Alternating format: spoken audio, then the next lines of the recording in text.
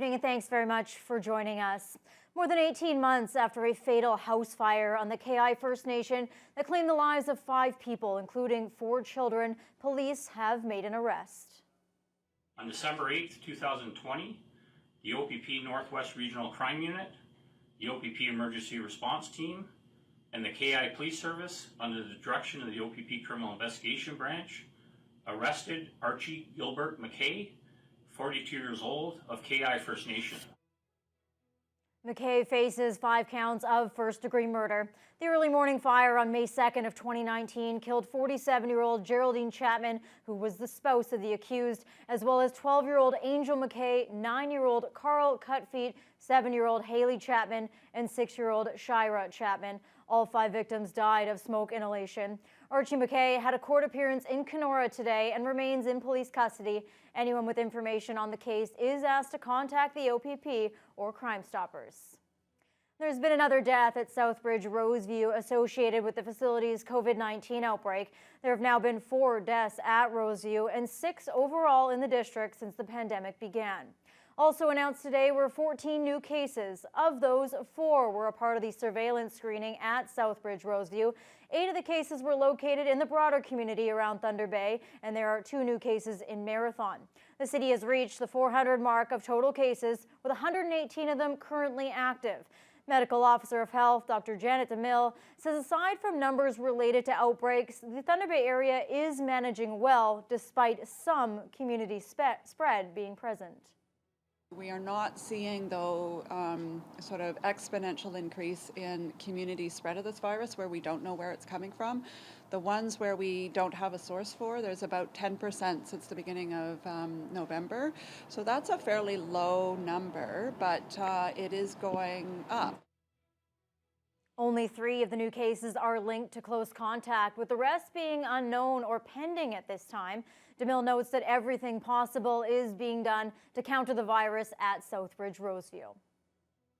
As more information comes to light about the rollout for the Pfizer vaccine, many are wondering how quickly it will get to the Thunder Bay area. The health unit is working to acquire infrastructure to store the vaccine when that time comes, and Mayor Bill Morrow took part in a teleconference with provincial officials yesterday. Corey Nordstrom has more. Mayors around the province have received new information on how many vaccine doses the province plans on having available and when the rollout should begin.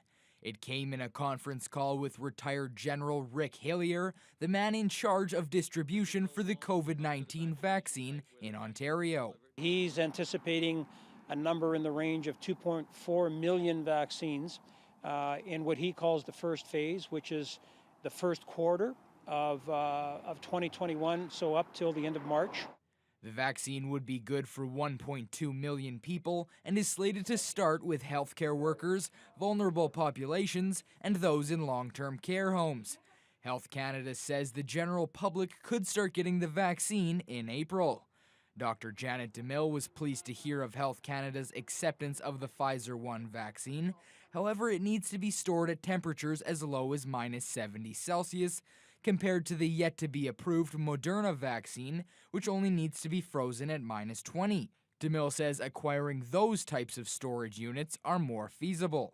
We've already looked into procuring one for the health unit. We do have very, standardized vaccine fridges for all our other vaccinations, and we're looking at that for not the -70, but rather for the one for the other one. Morrow says he has some concerns about how long it could take for the vaccines to make their way to an area that isn't deemed the most at risk. Would expect, based on what he said yesterday, that those populations in Thunder Bay would be included. Beyond that, though, the language around red zones and lockdown zones concern me a little bit because we're not there. And what does that mean for potential rollout of the vaccine to the general population? So I'm going to bring this to our Municipal Emergency Control Group meeting tomorrow. Morrow received no specifics as far as regional distribution and says they will discuss next steps for representing the city and region for acquiring the vaccine. Corey Nordstrom, TBT News. Premier Doug Ford says the light is growing brighter at the end of the COVID-19 tunnel. Ford made that comment today after Health Canada announced approval of the COVID-19 vaccine from Pfizer and BioNTech, paving the way for vaccinations to begin across the country next week. Colin DeMello has more. Now that the Pfizer vaccine has officially been approved by Health Canada, the attention shifts to the provinces, which carry the responsibility of delivering the vaccine. And already there are calls from some cities to be first in line. Brampton is one of the hardest hit by the pandemic. Because the majority of our workforce still continues to work because they're essential workers, we've really felt the spread of the virus. For weeks now, Premier Doug Ford has said Ontario would be ready to deliver the vaccine once it received key information from the federal government. When are we getting it? What type of vaccine are we getting it? And how much are we getting? Ottawa answered those questions today. Ontario will receive a small shipment of the Pfizer vaccine sometime next week.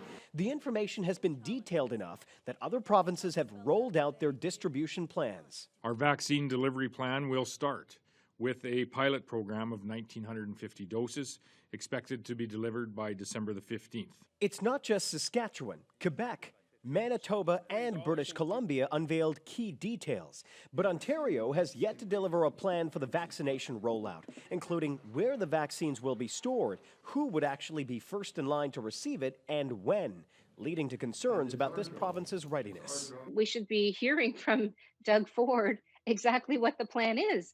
What are the details of the plan to get a vaccine into those long-term care homes? The Premier today pulled the plug on his daily news conference. The government is only promising that details will be coming in short order.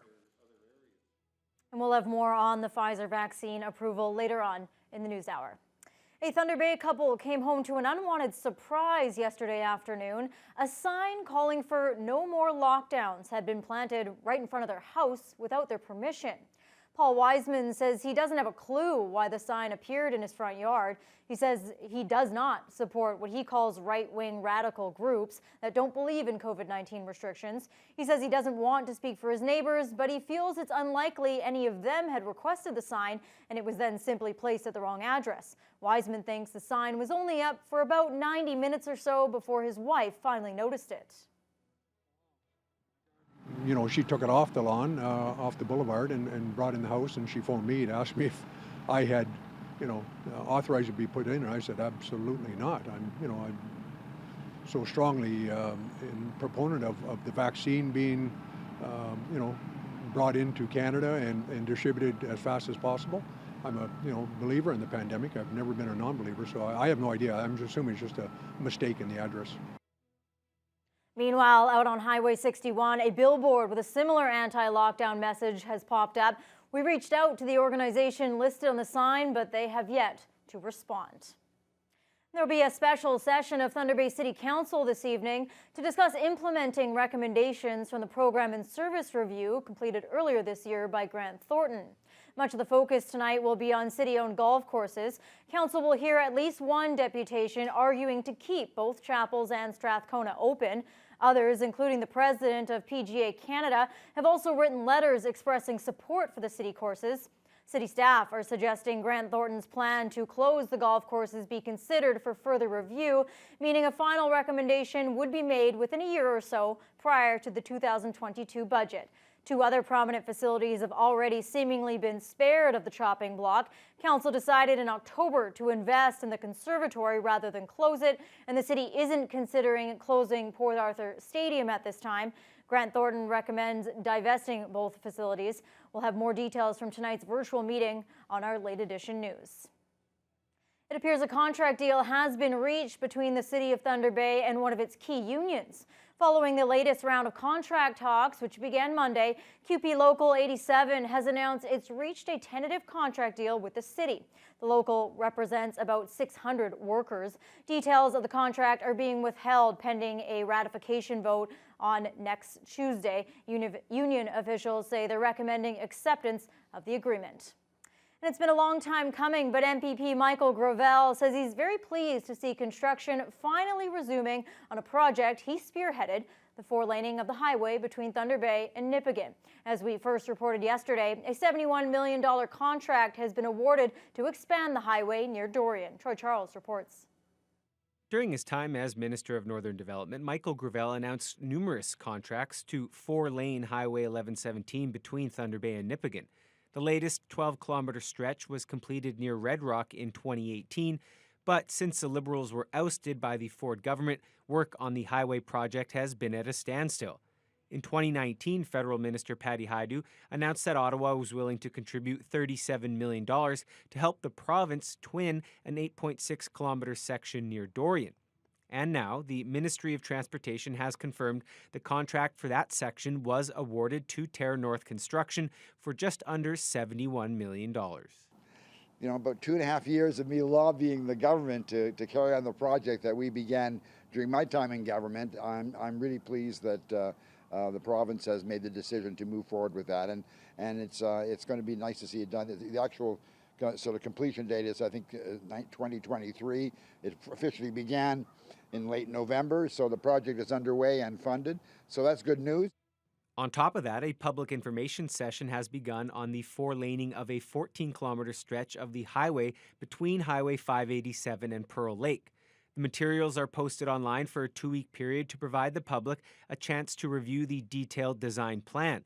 Construction on that portion is anticipated to begin in 2021. Even though it took time to get the four-laning back on track, Gravel said he always kept a glass-half-full attitude. And so I remained optimistic, was lobbying intensively with Minister Rickford, who's responsible for the Northern Highways program, and with Minister Mulrooney, the Minister of Transportation. So while they did their reevaluation of what they wanted to see in the highways program for the North, including, I know, Mr. Rickford's priority of Kenora to the Manitoba border, we had to remain patient. But the fact is, I always felt it would move forward, and Minister Rickford gave me no signal other than the fact that it would move forward. It was only a question of time, and obviously that time has now come. So I couldn't be more happy. The aforementioned ministers, Caroline Mulrooney and Greg Rickford, are holding a virtual news conference on Thursday morning to announce a list of highway construction projects and other transportation developments for Northern Ontario. Troy Charles, TBT News. Thunder Bay Rainy River MP Marcus Pulowski says he will once again vote against his own government on Bill C-7. The bill, if passed, will give more Canadians access to medical-assisted dying, particularly those in the disabled community. The bill was first introduced by federal ministers back in February in response to a 2019 Quebec court ruling. It found the law's precondition for obtaining assisted death unconstitutional, as the individual seeking it must face a reasonably foreseeable natural death. The bill would remove that requirement and would also disqualify those whose sole underlying condition is a mental illness from obtaining an assisted death. Pulowski was a longtime ER doctor and has helped develop law and policy for the World Health Organization. He insists he's not against medical-assisted dying, but wants to see more details to protect those with disabilities who are going through a difficult time. Because of the fact that death is irreversible, we better be really sure that with any laws we make that we're not basically assisting people to die who really, at the end of the day, don't want to die. It's more a matter of they're going through troubling times, which they'll get over. Parliament will wrap for the holidays on December 11th. The bill still requires a third reading, and the government hopes to pass the legislation before the court's deadline of December 18th. The Ministry of Natural Resources has been alerted about a potential cougar sighting just outside Thunder Bay, but unlike most claims about the big cats being spotted over the years, this one was caught on camera. A resident in Kaministiquia says these images were captured behind his home last week. A friend had installed a trail camera on the property, and they were both surprised to see the animal on the footage. The resident says he saw a cougar 30 years ago in the Cam area, but many people didn't believe him. He's now showing these images to his neighbors to warn them about the potential danger. The MNR has also been contacted, but the ministry is not planning a site visit at this time. 3 years ago, the frozen carcass of a cougar was found off the Boreal Road, and wildlife experts determined it likely traveled there from another state or province. The MNR says cougars in Ontario are rare and very elusive, but they say images like this, if verified, can be helpful in determining whether the species is moving into or becoming native to Northern Ontario. Wow. Wow, that's right, yes. Enough said.